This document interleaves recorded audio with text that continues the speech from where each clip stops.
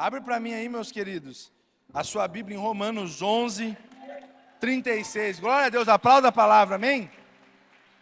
Aleluia. Gostaria de ler esse texto, Romanos 11, 36.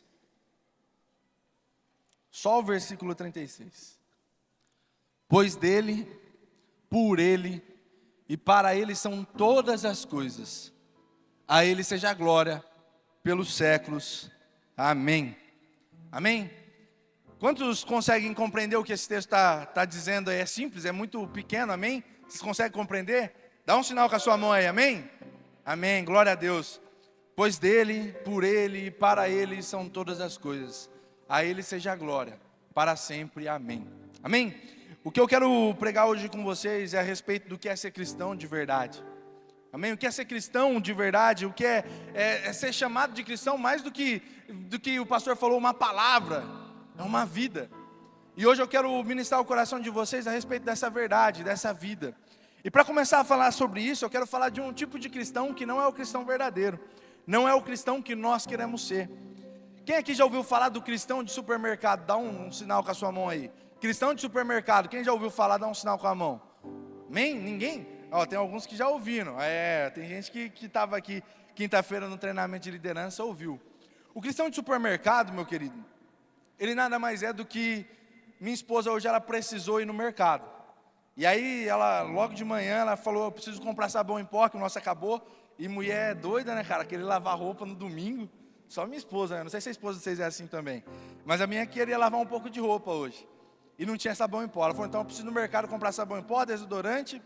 E amém. Aí ela falou que ia fazer isso. Ela saiu com o carro.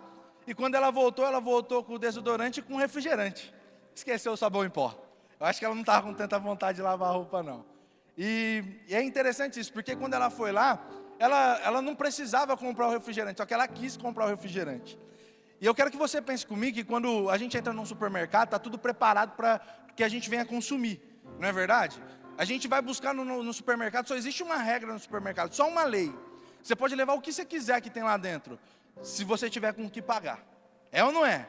Eu quero levar o pote de Nutella do mais grande que tem, se você tiver com o que pagar, você pode levar. Eu quero comprar a marca, eu quero comprar aquele amaciante, o Downy, não sei como fala, mas eu acho que é Downy que fala certo. É Downy, Vinícius, que fala? Ó, estou falando inglês muito bem, cara. E as melhores marcas, se você quiser levar, você pode levar, desde que você tenha com o que pagar. E o cristão de supermercado, nada mais é do que aquele cara que entra no domingo à noite aqui na igreja, e acha que a igreja é um supermercado. E ele vem para consumir. Ele vem esperando receber a melhor palavra, do melhor pregador. Ele vem esperando receber o melhor louvor, o louvor mais audível, o mais top possível. E tem que sair fumaça, Vinícius, porque senão não vai estar bom. E a iluminação tem que estar perfeita. O guitarrista não pode errar, o baterista, se errar, está lascado. Porque a gente quer consumir, a gente confundiu o supermercado com a igreja. E existe uma lei no supermercado que você precisa levar, para tudo que você vai levar, você precisa pagar. E nós chegamos na igreja e a gente começa a usar Jesus Cristo como se fosse o nosso dinheiro. E eu falo isso cheio de temor. Eu quando estava preparando essa mensagem, eu falei, Senhor, eu vou falar isso mesmo, Deus. Porque eu estou cheio de temor nesse momento, mas essa é a grande verdade. Nós chegamos aqui e queremos usar o Jesus como meio para a nossa bênção, meio para a nossa conquista, meio para tudo aquilo que nos falta. E a gente vem para a igreja esperando receber de Deus alguma coisa. Senhor, eu quero um carro. Senhor, eu quero uma casa. Senhor, eu quero ser curado. Senhor, eu quero, ser liberto das drogas. Eu não estou falando que nada disso é errado. Mas eu estou falando que às vezes a gente tem confundido. Às vezes não, nós temos confundido sempre. Jesus não é um meio, meu querido.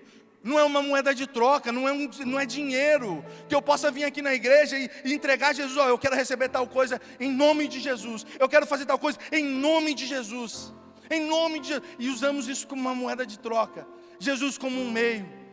E eu quero te falar que Jesus não é um meio, Ele é o alvo.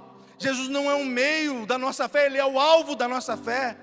Ele é o único, porque dele, pois dele, para Ele, e é tudo por Ele. Toda a glória é dele. Só que nós estamos confundindo tudo isso. E eu quero pensar com você sobre Jesus não ser um meio, Ele ser o centro. Sobre Jesus não ser uma forma, Ele ser o centro. Porque a gente tem vivido um evangelho, uma forma de igreja, onde nós somos o centro. Aquilo que eu preciso é o centro. Eu preciso ouvir o louvor, tem que estar tudo audível. Se não tem aquário na bateria, eu vou arrumar problema com o pastor. Eu entendo que tem coisa que é difícil mesmo, até o próprio pastor não estava gostando do som, e não estava legal. Mas daí para você sair da igreja por causa disso. Nós estamos nos tornando cristãos consumistas. Como se Deus devesse alguma coisa para nós. Enquanto eu estava preparando essa mensagem, veio uma frase na minha cabeça: Deus, o maior devedor do mundo. Porque às vezes quando a gente vai pregar o evangelho para alguém, a pessoa pergunta para nós: mas e o que Deus pode fazer por nós?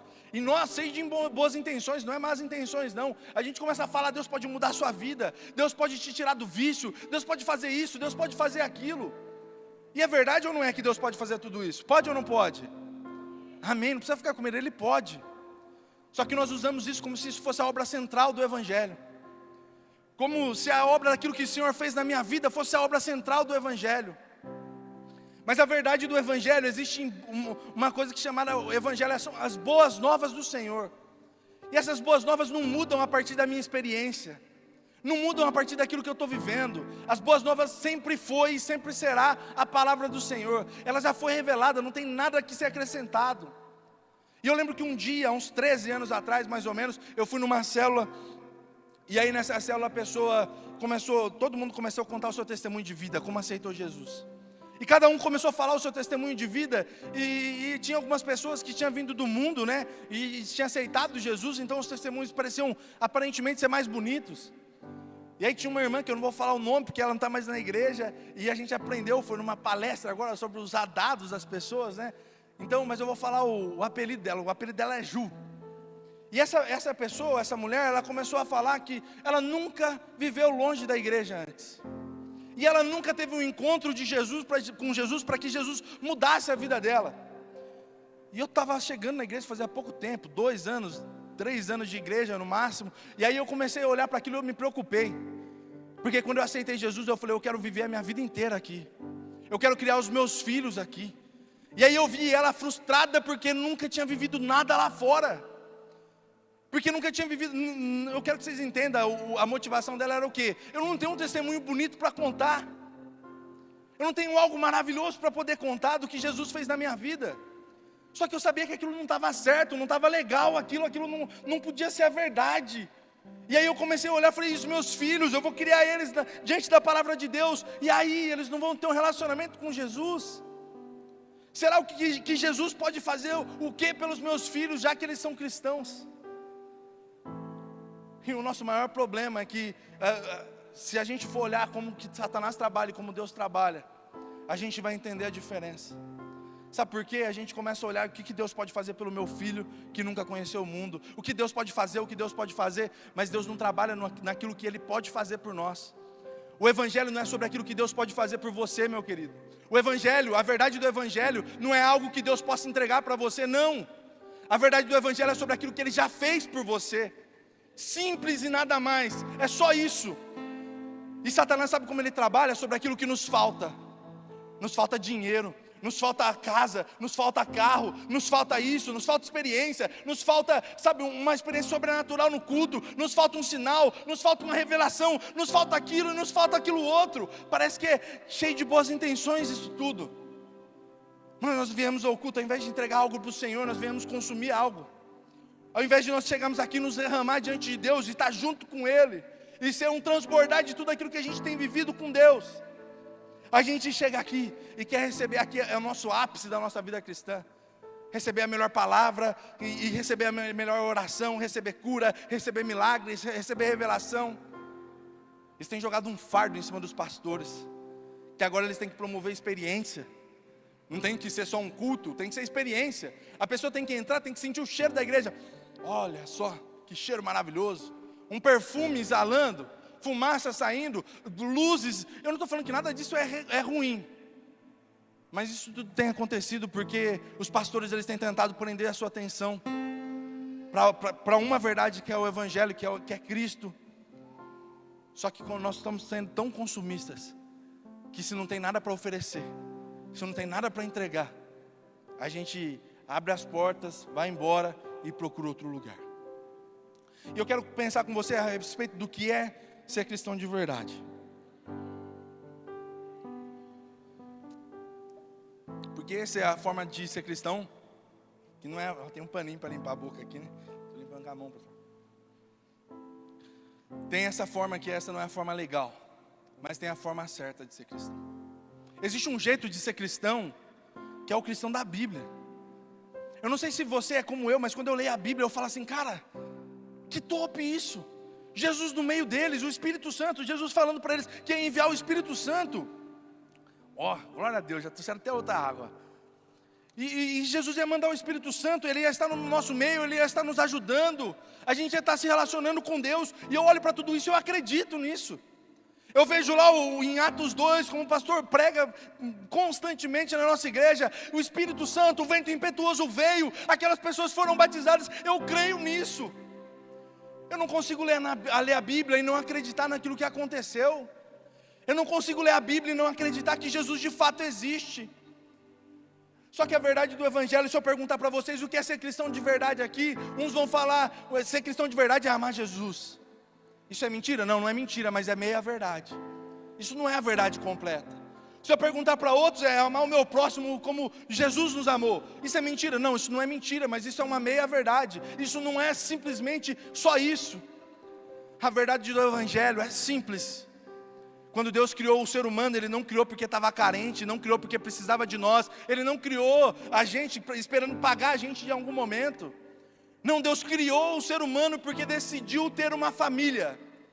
E fez Adão, fez Eva, criou o ser humano. E tem uma música que eu gosto muito, do Israel Subirá. É uma música antiga que fala, o nome da música é Festa do Universo. E ela vai falar da criação. E aí ele fala, de repente vozes aparecem e a mais bela canção entrou em distorção. Eu não canto porque eu sou ruim cantando. Mas essa letra dessa música é linda, sabe por quê? Porque o ser humano que foi feito, foi colocado em lugar de honra na criação. 95 bilhões de anos-luz é o que demoraria a gente a atravessar o diâmetro do universo de uma ponta a outra. De todo o universo? Não, de todo o universo observável. É gigante, é incrível o universo. Existem várias galáxias. A gente está dentro de uma Via Láctea e é tudo gigantesco, é tudo magnífico, é tudo lindo. Só que sabe o que é mais magnífico que isso, mais lindo que isso? É o nosso Deus, o Criador de todas as coisas. Ele criou tudo isso está nele. Os lugares mais belos que nós vemos, foi Deus quem criou. Essa música fala, nosso Deus nunca morre, nosso Deus nunca muda, nosso Deus nunca morre. A verdade do Senhor é que Ele é imutável, Ele é inigualável, Ele é inalcançável, Ele é inefável Deus.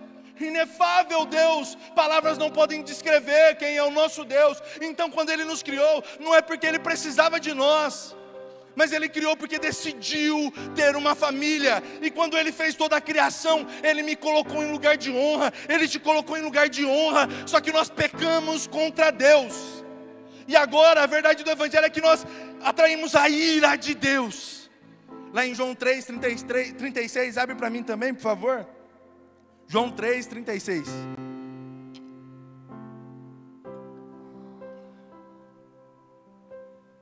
Olha o que esse texto fala, quem crê no Filho tem a vida eterna, já quem rejeita o Filho não verá vida, mas a ira de Deus vai chegar sobre ele? Não, permanece sobre ele. Porque lá em Adão, nós atraímos a ira de Deus.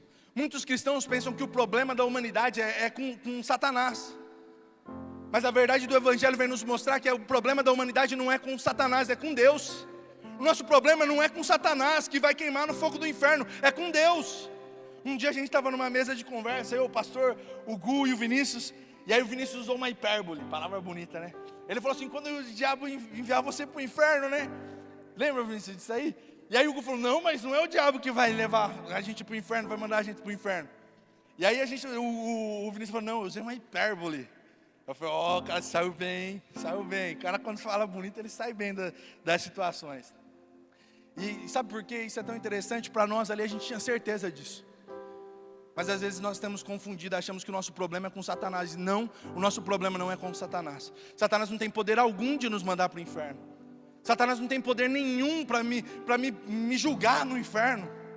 A minha avó me falava quando eu era criança que se a gente não aceitasse Jesus, a gente ia para o inferno e Satanás ia enfiar um espeto na gente, ia ficar girando a gente no fogo, e aí se a gente ia querer morrer, não ia conseguir morrer, e isso ia ser para a eternidade. Eu tinha medo de Satanás.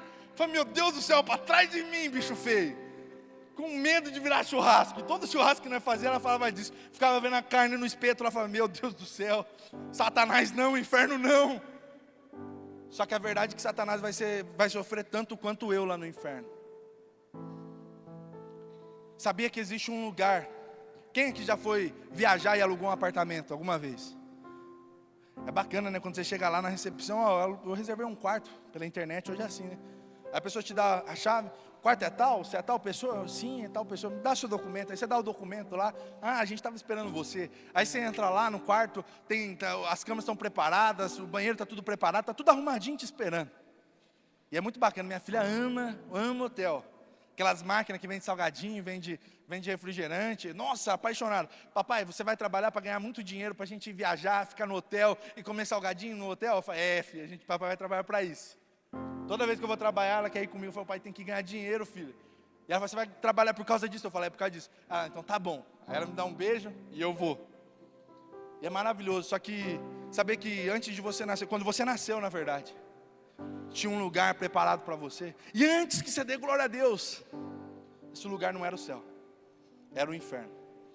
Existia uma estadia preparada para mim e para você. Existia lá Fernando Botelho, escrito lá no inferno. Existia Jean Ricardo Marques, escrito lá no inferno. O Walker Peronde, escrito lá no inferno. O meu nome estava lá. Existia um escrito de dívida, e essa dívida não era com Satanás, era com Deus, porque eu pequei contra Deus, e todos nós nascemos em pecado, fomos concebidos em pecado. E essa dívida veio através de um homem perfeito, que não soube o seu lugar de honra, não soube o seu lugar na criação, e fez a mais bela canção de todas, entrar em distorção. E esse cara se chama Adão, e por causa dele, todos nós fomos concebidos em pecado. E era uma dívida impagável, uma dívida que eu e você não conseguíamos pagar, porque já que um homem perfeito pecou, um homem perfeito deveria pagar. E agora não tem mais homem perfeito.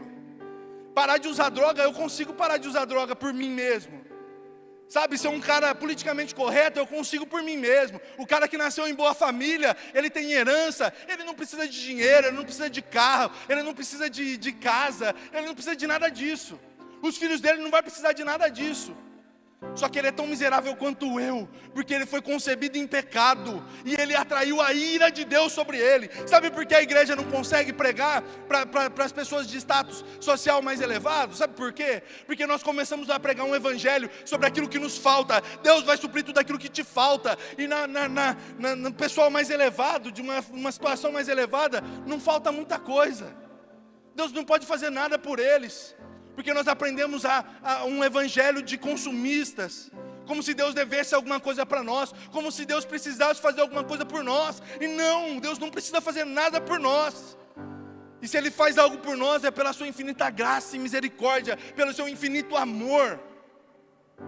E aí, o evangelho vai falar que um homem perfeito precisava morrer.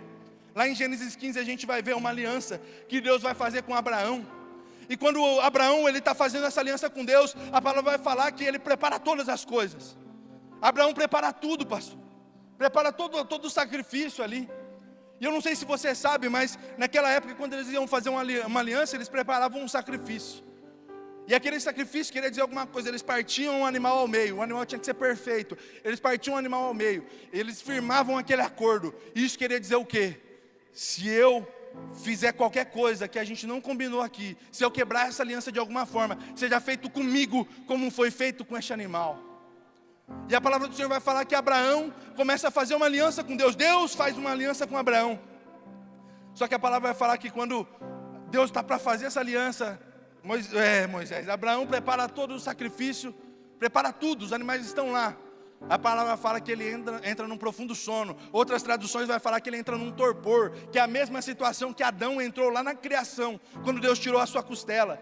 E torpor, você pode pesquisar depois, é um estado que nem a mente pensa. É um estado de inércia total, onde a pessoa não consegue pensar, imaginar, ver qualquer coisa. Não é simplesmente um sono, é simplesmente como se ela paralisasse no tempo. como se o tempo parasse por algum momento. Só que a palavra continua falando que eles firmaram a aliança, partiram o animal ao meio, passaram a aliança sobre o animal. E aquilo e quando a gente começa a olhar para isso, como assim se ele estava em estado de torpor ou dormindo? Deus sabia que a gente não era capaz de pagar a dívida caso a gente pecasse.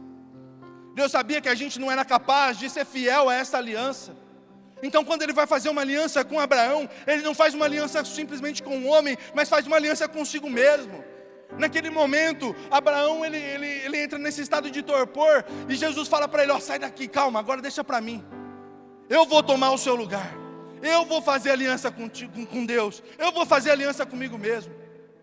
E aí, Jesus fala assim, seja feito comigo o que foi feito com esse animal, se eles não cumprirem essa aliança. Jesus vai falar, a palavra do Senhor vai falar, o apóstolo Paulo fala, que o Senhor se fez pecado por nós. É semelhante a uma mãe, que quando vai arrumar ela pede para o seu filho arrumar o seu quarto. O quarto do filho está todo bagunçado, todo sujo. Aí a mãe fala, ó, você tem que arrumar seu quarto. E se você arrumar seu quarto, fizer tudo certinho, eu vou te dar uma recompensa. A mãe sai. O filho mais velho ouve isso. E ele sabe que o filho mais novo, o irmão mais novo, não vai ser capaz de limpar o quarto igual a mãe quer, nos termos da mãe, igual a mãe quer que seja limpo. Então o irmão mais velho ouvindo tudo isso, ele fala, deixa para mim, irmão. Eu vou limpar para você. E o irmão limpa todo o quarto, deixa o quarto nos termos que a mãe queria. Faz tudo o que precisava ser feito. E quando a mãe chega, ela recompensa o irmão mais novo, mas ela sabe que quem fez a obra foi o irmão mais velho. Jesus Cristo é nosso irmão mais velho. Nós vamos chegar no céu, Deus vai nos recompensar com um galardão, com coroa. Nós não fizemos nada, mas o nosso irmão mais velho fez por nós. Jesus Cristo pagou a minha dívida. Jesus Cristo morreu por mim. Era uma dívida impagável. Era uma dívida que eu não podia pagar. Só que Deus pagou por mim, Jesus pagou por mim. Eu não devia para ninguém senão para Cristo. Eu não devia para ninguém senão para o próprio Deus. Eu não devia para ninguém senão para o próprio Criador. E Ele mesmo pagou a dívida para si, porque Ele é justiça. E alguém precisava pagar. Então, meu querido, a verdade do Evangelho não é sobre aquilo que está te faltando, mas é sobre aquilo que Jesus te fez. Ele morreu no seu lugar, Ele pagou a sua dívida. E sabe, se a gente for para o inferno, eu creio que não, mas se a gente chegar lá no inferno, vai ter um conglomerado de pessoas, convictas de que mereciam estar ali. Porque às vezes a gente pensa que no inferno vai ter cheio de gente, falando, meu Deus, eu não merecia estar aqui, eu fui injustiçado, eu não devia estar aqui, eu devia estar lá no céu. Mas lá no inferno vai ter pessoas convictas, porque a palavra do Senhor fala que todo joelho dobrará, toda língua confessará. Mas quando isso acontecer, já acabou. Não adianta mais confessar, a gente vai confessar porque é verdade. A gente vai se dobrar porque é verdade. Mas a gente isso não vai ter mérito nenhum para nós. Porque nós não aceitamos Cristo, o nosso Salvador. E aí quando chegar lá no inferno, as pessoas vão olhar um para os outros e falar, nós rejeitamos o Salvador, nós merecemos a ira de Deus. E Deus criou um meio para que eu fosse salvo. Deus se entregou, Deus se esvaziou. Mesmo sendo Deus inefável, inalcançável, inigualável, que palavra nenhuma pode descrevê-lo. Analogia nenhuma pode falar de quem Ele é. Mesmo Ele sendo esse Deus tão grande, Ele se esvaziou, Ele se fez homem, carne como eu. Ele pagou a minha dívida. Ele morreu no meu lugar. E no céu, quando a gente chegar lá e a gente olhar para a igreja Batista Betel, eu vou olhar Vinícius. Cara, eu não fiz nada, Vinícius. Eu não fiz nada, Fernando. Eu não merecia. Eu não merecia estar aqui. Eu não fiz nada para merecer isso. Porque no céu vai estar cheio de pessoas convictas também de que não mereciam estar lá, pasmadas, perplexas, porque o Senhor nos presenteou, porque o Senhor fez tudo por nós, Ele fez todo o trabalho. A gente não fez nada por isso. Às vezes a gente acha que eu vou fazer alguma coisa para merecer a salvação. Não, a salvação é dom de Deus. É dom de Deus, é o Senhor quem fez por nós, é Cristo que fez por mim. Jean, o que resta para mim então? O Gu, eu estava conversando com o Gu ontem, e ele falou, sabe, Jean, eu fiz uma pesquisa na internet, na IA, ChatGPT. Quem é Jesus? E até o ChatGPT sabe quem é Jesus. Só que eu perguntei para o ChatGPT, você consegue se relacionar com Jesus? Existe uma diferença em saber tudo isso que eu acabei de pregar para você. Existe uma diferença de eu sair daqui, eu ouvi uma palavra como essa, que é a verdade do Evangelho, não existe outro, tá bom? Que seja anátema, o apóstolo Paulo vai falar, se alguém pregar outro Evangelho, senão esse. Eu mereci a ira de Deus, Cristo morreu no meu lugar, uma dívida que eu não podia pagar, e agora eu sou co-herdeiro com Ele. Eu mereci a morte, eu mereci o inferno, mas Cristo trabalhou, fez todo o trabalho por mim, Ele se entregou por mim, e agora eu vou receber uma coroa, um galardão, Ele é meu galardão. O Senhor não é o meio, Jesus Cristo não é o meio, Ele é tudo que Deus poderia nos dar. Jesus não é um meio, Ele é tudo que o Senhor podia te dar, meu querido. Satanás está trabalhando na sua mentalidade para você vir para a igreja buscar algo que está te faltando. Mas o Evangelho é tudo, o Cristo é tudo que Deus podia te dar. E eu não estou pregando contra ter alguma coisa, eu não estou pregando contra ter alguma coisa da parte de Deus, não. Eu não estou falando nada sobre isso, mas esse não deve ser a motivação de você vir até essa igreja. A motivação de você vir até essa igreja é viver o transbordar de tudo aquilo que Deus está fazendo, do seu relacionamento com Jesus, porque conhecer Ele, até a inteligência artificial conhece, mas se relacionar com Ele é só para aqueles que adoram em espírito e em verdade. Ei, meu querido, você precisa adorar, você precisa exaltar, você precisa falar, Jesus, eu te amo. Eu te amo, Jesus. Eu te amo. Eu tenho feito uma oração, pastor. E eu sei que não pode fazer reza, mas tem sido quase uma reza, que eu tenho orado constantemente isso. Eu olho para o Senhor, Senhor, eu não mereço. Eu te amo tanto, Jesus, eu te amo tanto, tanto, tanto. E eu não mereço nada disso, Senhor. Mas me faz aceitável para o Senhor, Pai. Me faz alguém desejável para o Senhor, Pai. Às vezes a gente começa a achar que merece alguma coisa, merece algum tipo de honra. Existe ego em nós, existe vaidade em nós, em todo ser humano. E a gente começa a se achar merecedor de algumas coisas. Só que eu tenho olhado para o Senhor me perdoa, eu sou tão falho, eu sou tão pequeno. Eu mereço tão pouco, eu sou tão indigno. Me faz aceitável para o Senhor, Pai. Eu creio de todo o meu coração que Novo Horizonte está para viver a obra mais sobrenatural de todos os tempos. Eu creio de verdade, não estou falando isso aqui para você falar amém, glória a Deus, simplesmente não. Ou para arrancar algum tipo de aplauso, não, é de verdade, do fundo do meu coração. Sabe por quê? Eu creio que vai se levantar pessoas que colocam Jesus como centro de suas vidas. Não da boca para fora, mas vivem isso, se relacionam com Jesus dentro das suas casas, se relacionam com Jesus enquanto estão lá no seu secreto. Buscam Jesus, buscam o Espírito Santo, oram em línguas, não simplesmente na igreja, mas no seu secreto. Buscam ser batizados no Espírito, não na igreja para todo mundo ver, mas no seu secreto. Eles levantam a mão nas suas células, eles cantam nas suas células, eles adoram nas suas células. Eles não precisam de 1000 pessoas olhando eles, mas eles vivem a verdade do Evangelho dentro dos seus lares, eles se arrependem, eles se entregam diante de Deus. Mas, meu querido, a gente vai ficar só sabendo da verdade, só conhecendo a verdade, ou nós vamos começar a viver a verdade? Eu quero fazer um convite para você hoje, mais do que saber de toda a verdade, mais do que conhecer a verdade do Evangelho, ou as meias verdades do Evangelho, é viver o Evangelho, é uma vida de entrega. É legal que tem uma música que está falando assim, a música fala que a palavra é doce aos lábios, mas amarga para quem deseja carregá-la. O nome da música é Indesculpáveis, uma música linda, linda, linda, linda. E essa é a grande verdade. É doce aos lábios, é bonito falar, mas viver é amargo, porque eu entendo que eu tenho que morrer. A minha vontade tem que morrer, a minha vaidade tem que morrer, o meu ego tem que morrer. E eu tenho que, a humildade de Cristo precisa nascer em mim. Isso não é para todo mundo. E Deus não está correndo atrás de ninguém. Deus não está desesperado, carente, precisando da sua atenção. mas eu estou desesperadamente precisando do Senhor. Desesperadamente. Eu preciso de Jesus para todos os meus dias. Eu preciso de Jesus para minha salvação, mas eu preciso de Jesus para mim conseguir ter uma boa vida com a minha esposa. Eu preciso de Jesus para tudo. Eu preciso desesperadamente do meu Salvador.